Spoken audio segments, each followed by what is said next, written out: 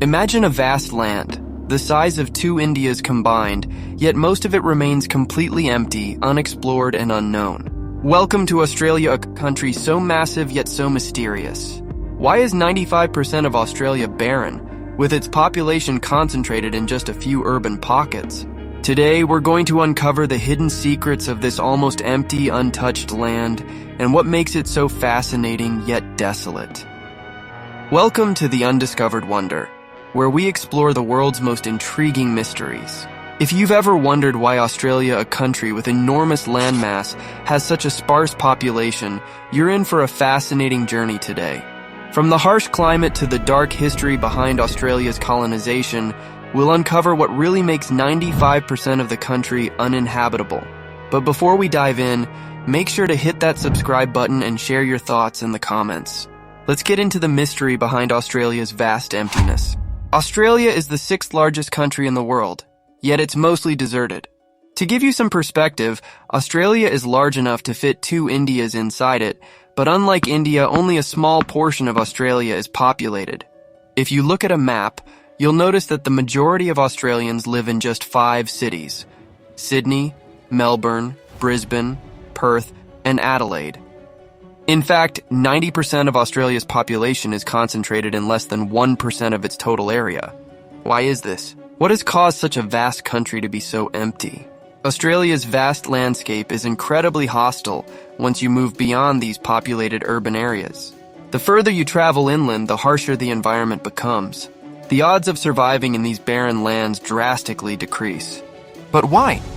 To truly understand, we must look at the country's geographical challenges, its colonial history, and the untold stories of the Aboriginal population.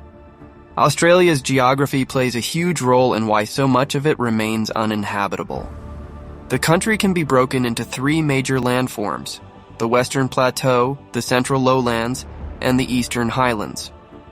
Unfortunately, most of these areas are harsh environments where survival is difficult. The Western Plateau, which covers 2/3 of Australia, is mostly desert. Living here is practically impossible because of the extreme heat and lack of water. The Central Lowlands aren't much better.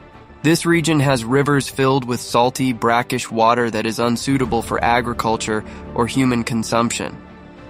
Then, there are the Eastern Highlands, where the land is mountainous, making it difficult to establish large settlements.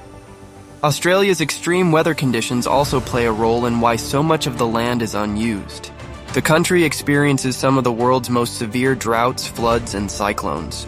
Much of the southern part of Australia is influenced by Antarctica's cold water, and this brings extreme climate conditions to the mainland. These natural challenges make it almost impossible for most people to live outside of the coastal cities. However, geography isn't the only reason for Australia's emptiness. To fully grasp why so much of this vast country remains uninhabited, we need to delve into its colonial past, a dark chapter that many might not know about.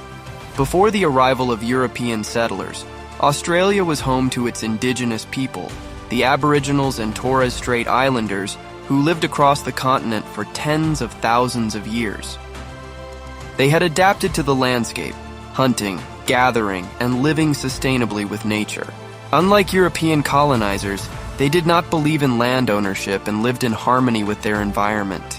But everything changed in 1788 when British settlers arrived on the shores of Botany Bay, now modern-day Sydney. Initially, the Aboriginals welcomed the settlers, not knowing the disastrous impact this arrival would have on their people. The British had come with a plan to turn Australia into a penal colony. They brought with them criminals, convicts, and a vision to exploit this new land.